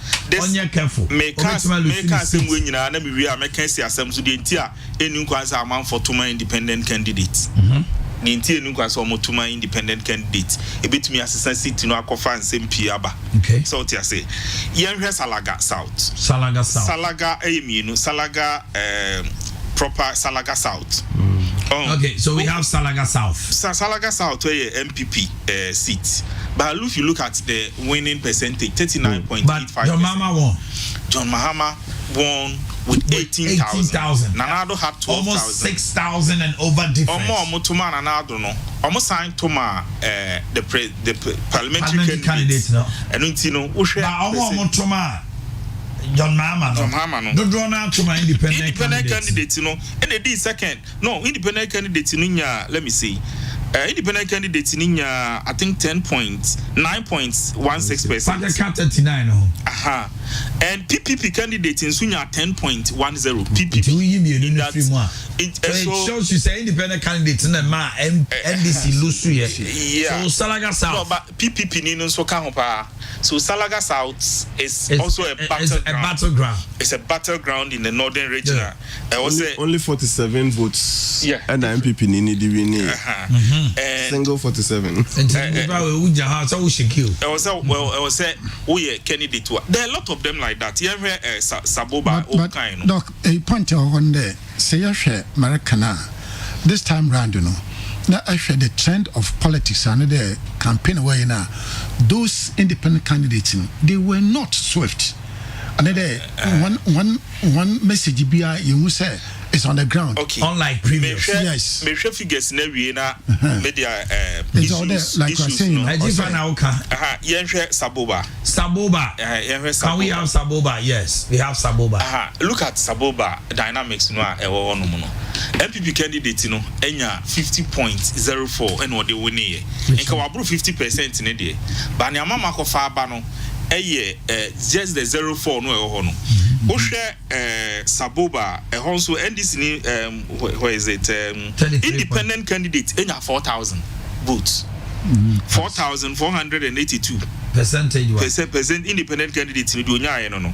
So independent candidates, if he's coming from sending votes, where it goes in this election, because 50.04 a moon was so it might create a problem for the winner. I will say the winner should watch some, because Dr. Sarpong Bebe Munintino places like Bunkrugu. Independent candidate now or by my MPP seat to say Bunkrugu.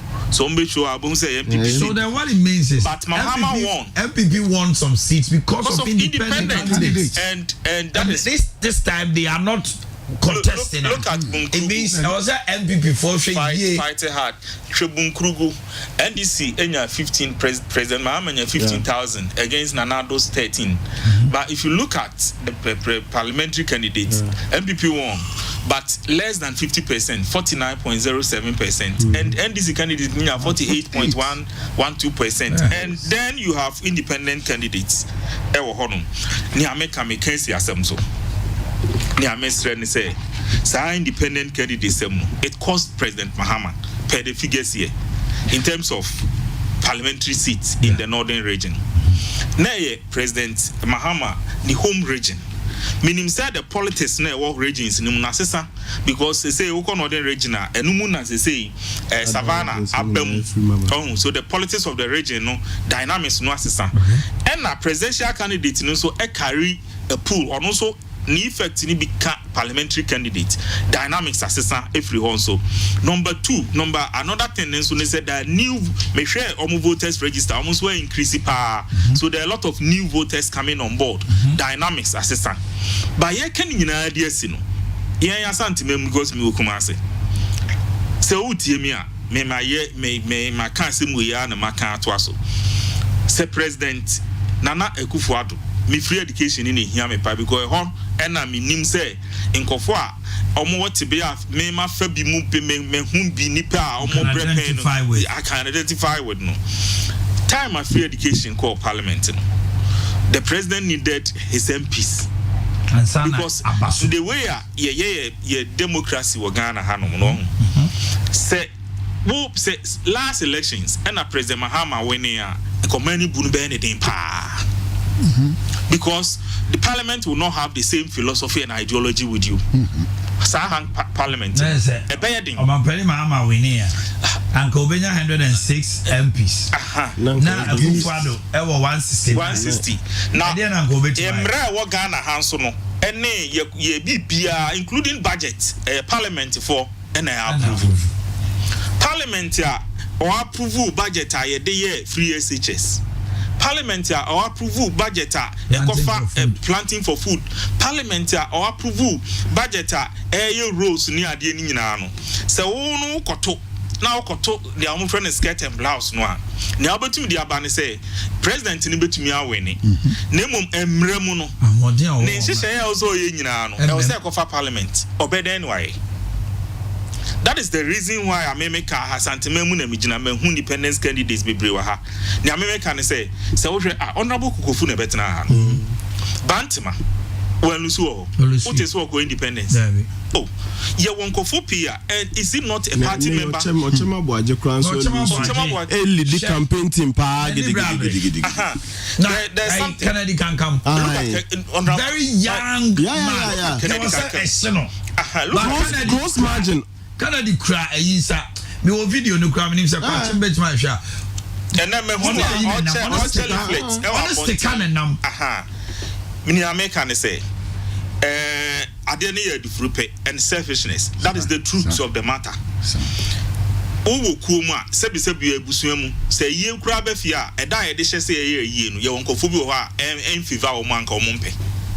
But once abusua panyini aka na abusuafo nyina agi atomu no upo e wo say wo gitum men kase enwoma ba kwa na mienu nsi na we hu ye mahinti mekọ we hu ye mahinti mekọ but the good wo yes sir na say mulusu parliamentary seat no a what we are doing is that you are also near president na nhyehyeye a e wo say otumi ye never bo ma no one ma constituency no atwere sa de na president ne wene a hwan e na ekobo na chidom e parliament That is my case this evening. My mom statistics say MPP benefited from many be from the northern region in the previous elections.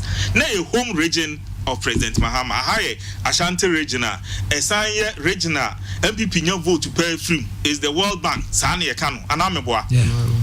That should not happen to MPP in this region. And that is the truth. No cry about Kope. Etio Kotua Basa, what Timothy and Quadia Kotua Bana, Niasibia, Otua, parliamentary candidate, Santoma on also. Toma parliamentary candidate a party ni na ojina homano no santomano because nya entity won framemono opposition betumi akose obi achikura se be obey sa no afa me maka kire wa ha se sa de no eto so akoso a me ye political strategies a the man say me plant obi wo party ni constituency am hwa vote ne e ben ho kakra no ma plant obi no ma make sure say ma finance ni pana na be popular eduru hono mu na se bi a primaries ni kura me pe kura me ka se wo de men ko bi na mum bomoden ase obetumi bomoden ase obetumi akwa contest na o contest a ebetumi ama the party no Owusu seat no for you enti ni ameka kwesi ni se wo hwe seat no ewo northern region no abebre no would be decided by current events in the constituency. Number 1, Osha presidential candidates, and I know that vice presidential candidate for MPP is working so well in the north. Nigeria Samira Baumia has gone around so Osha make videos near there. The president, former president John Mahama, and so yene dia wo hono. But there's something about this campaign. If you look, quickly, Osha campaign of course the summary because and then never near. Utmi said Anado and the team concentrated on Niaomaye. They concentrated on themselves. About 90-95% concentrating on themselves and their policies. If you look, normally it's like that with opposition. Okay. But because of the nature of these elections, now presidential candidates, Obiabe president Dano. I would former president Mahama to be concentrating on what he had also done. Say he could be better than President Akufo-Addo. But they concentrated, and most of their press conferences did not concentrate on what they are doing. Concentrated on the issues of the policies of the government, rather than concentrating on themselves and that for that matter. It tells you the whole phrase for the election was rescue, and then give me another opportunity to come. But if you have someone who is saying that me said so give me some 4 more years to do more, and you have someone who says that me a mistake, so allow me to come and correct it. Dr. China. But before then, what is the meaning of rescue mission? What is happening? For which we need a rescuer. About Snamuisi.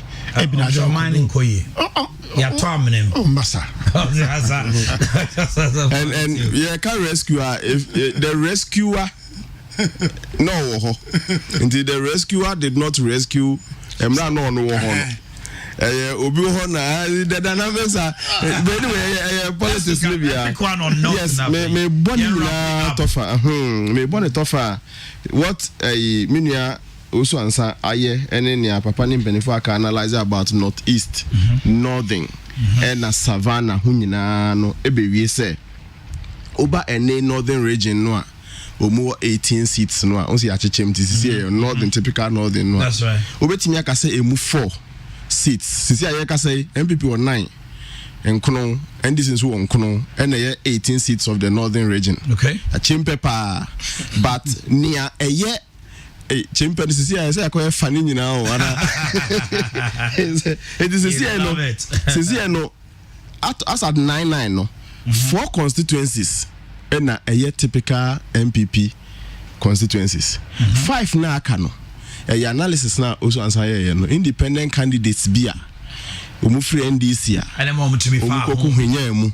can they maintain it? Is another case. No a opportunity yes ebinum ho no mu a yeyo ye won to yie mu eno ye number 1 ebi nso ho no mu a wealth was trust against them odanya na ne na ko bo kotokuo bi na okofa hwe na yesika eno an yeyo mu anu no oshia papa bi no obo ano je ne nema koja na oye akra papa na na papa bi ja na japade na yi anti no sisi no whatever that means the 5 seats bi amount worth has been thrown on you sebe unso aba be dia ben mu no it is for them to keep but ohwe mu nso a they won I mean ebi mu de mayini is slim there but ebi mu so de na ye okay aso mpese mu keep a ombeti ye keep enti no 4 seats and they typically MPP a free MPP ho na asan ba MPP ho yendi tolong pandai bimbila omuni problem bia ho no I think they should be able to maintain is this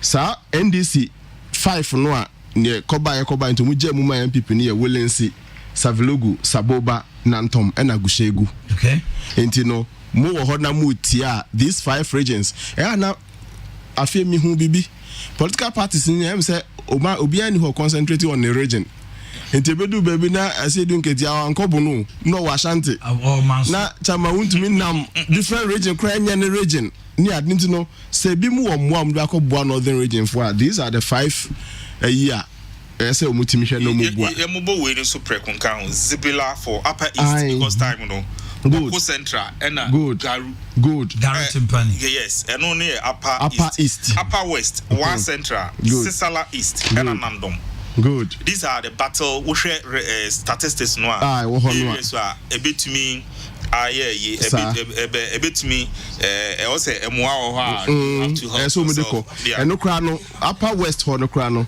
Laura Nantom na okaye no me the Sisala East, Sisala West and Wa East beka ho yeah because of also independence same year absolutely of course ho no no northern region no NDC for 6 seats bia and no say na America MPP wo 4 seats bi no NDC was 6 seats bia no there I mean I don't think say how ho I believe in stronghold I mean yeah whole central any dia me pacho man enjoy e kakra me kaisa na wo bobo tamale 3 seats. Can you imagine how you Idris Honum difference 33,300?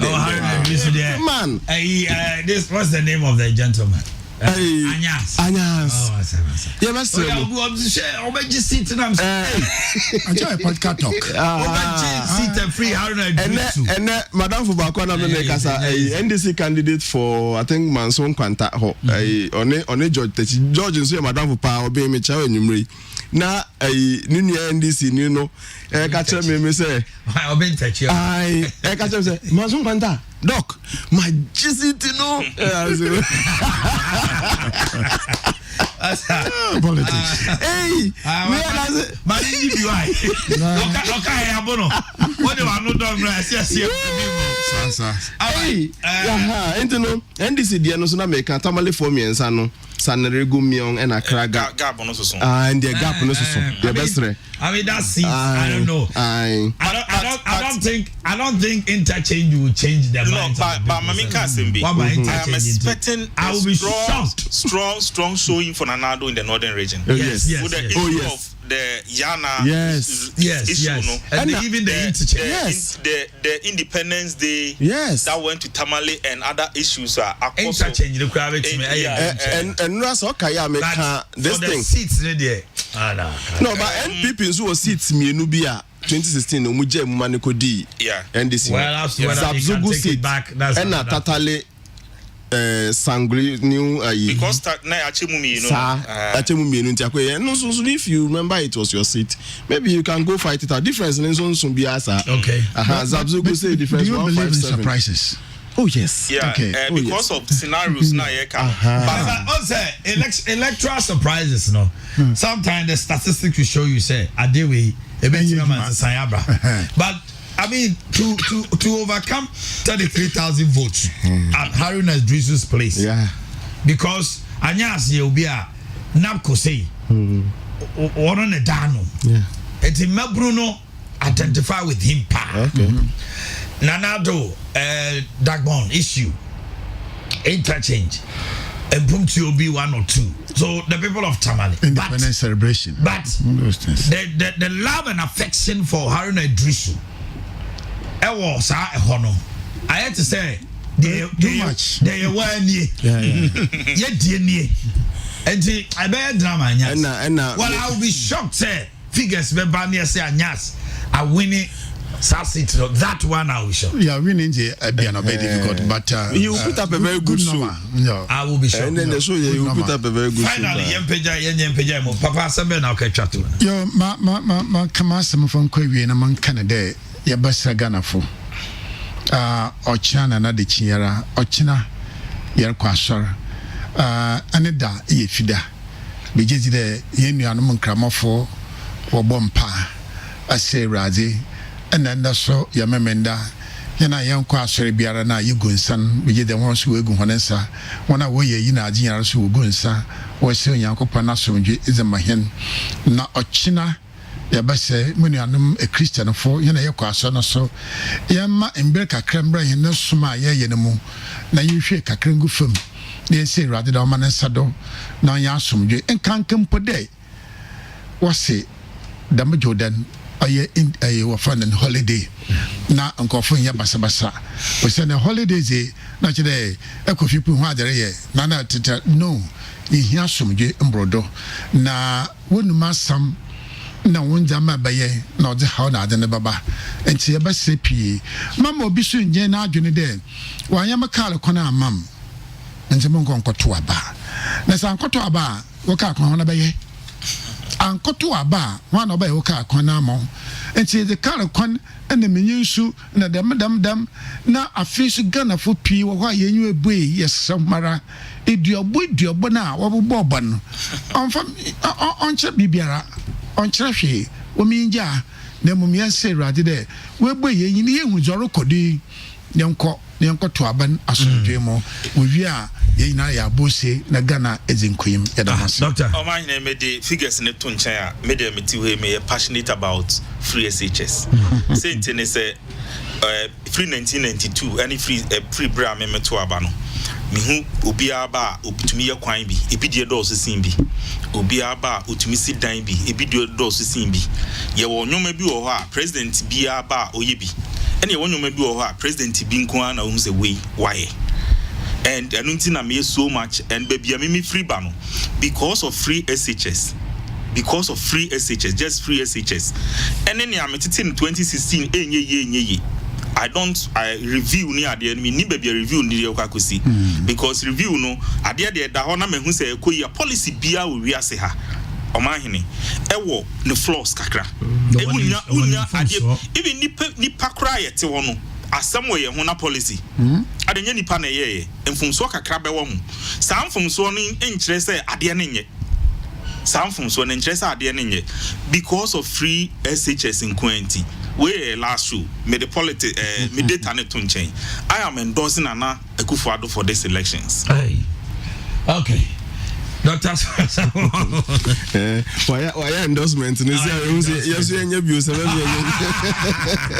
na me so me de me bompa ye pa Omanhene we show you so papa so for ha say nyame mmoa na enkraya awie school ene omo daso school ene omo free school omo free JSS omo babera SSS omahu ebia omonya enije bi wo saa ade we mu they can't wait to enter ni ade nyamema a doctor for bebre in free mumra in fact me yes sure say now I'm not saying this to say me mum there I have no reason not to thank God me need any reason not to Israel na me bompa as a doctor for bebre in free mumra enim de for bebre in free mumra yenya engineers akese in free mumra ochina bi yen ni ha mumra metina ha nkyere omu breso ni free SHS ye mo a nei sabre no omusu babedu ha say as doctors as professors as lawyers akukudam for free homra na me last advice to Ghanaians ne say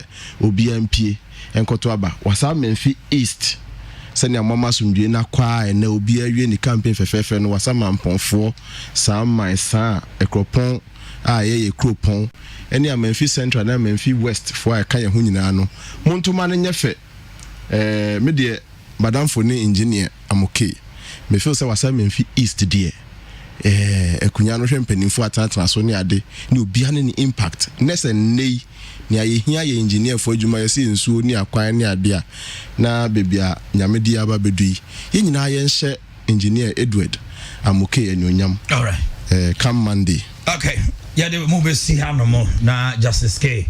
Abe Twaso. Actually, you we'll do 1 hour. But no, take off. And then, you know, you no see pepe.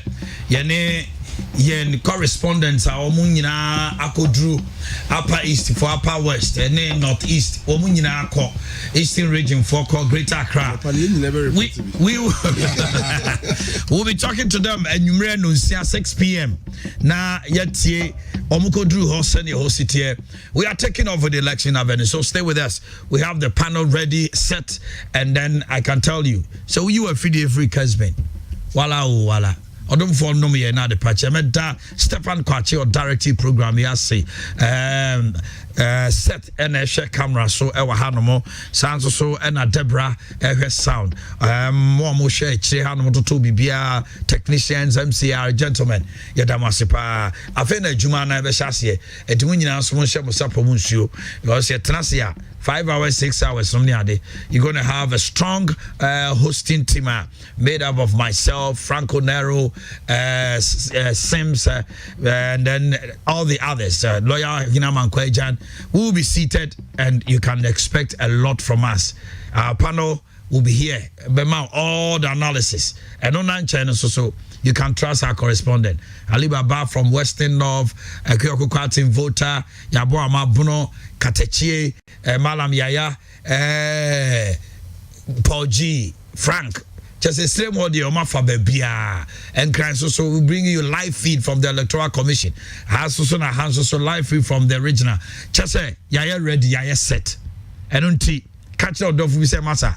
Election 2020, the place is Election Avenue on Kessben 93.3. Ekuya place ya Sarabediako and Eshisha Jumedia de Brem. Which number don't see ya better say. Now all the details from the regions are Bremo as a teaser. Take you off Manda, then you are rest assured of what you should expect. Nyami mwa yina normal departure makramo.